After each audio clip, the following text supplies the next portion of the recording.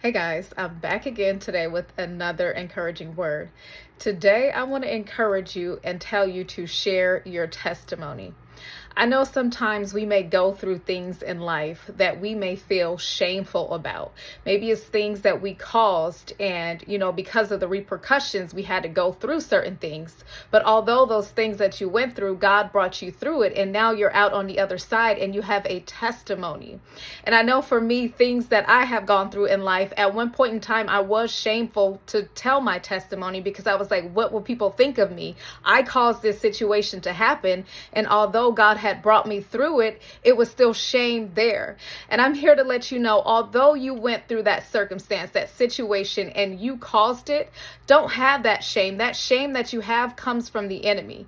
When Jesus Christ went to the cross for us, he went to the cross and he took on our shame. And because of that, now we are set free and we are forgiven. So now that you're on the other side and now that you have that testimony, I encourage you to share that testimony. You have no idea who you could be getting set free because of the testimony that you have.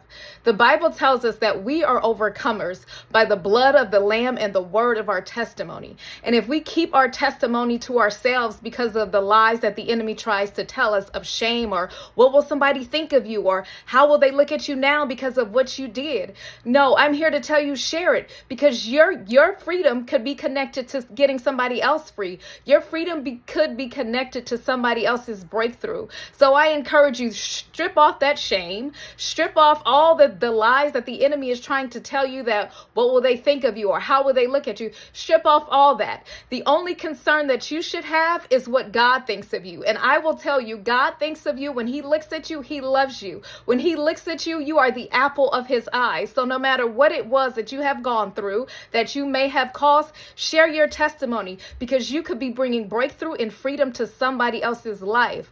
Or maybe it's something that you did not cause, but now you have walked through it. God has walked you through it. You went through the test and now you have a testimony. Share that testimony.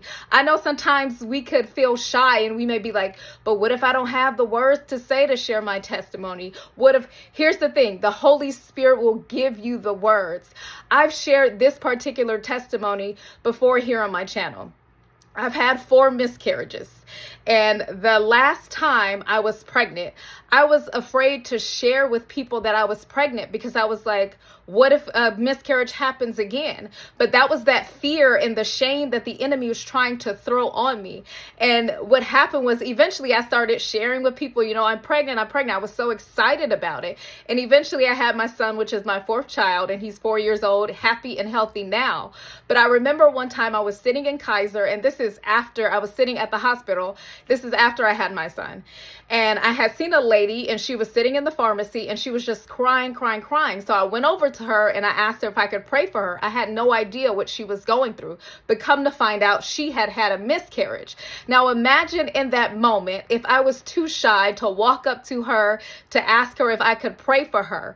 Being that I had already had miscarriages before, I could encourage the lady, I could pray for the lady, and I could share my testimony with her. And the thing that I found out is that the enemy would want nothing more than for you to keep your mouth shut and to keep you from sharing your testimony, because then nobody else can get free by your testimony that you have.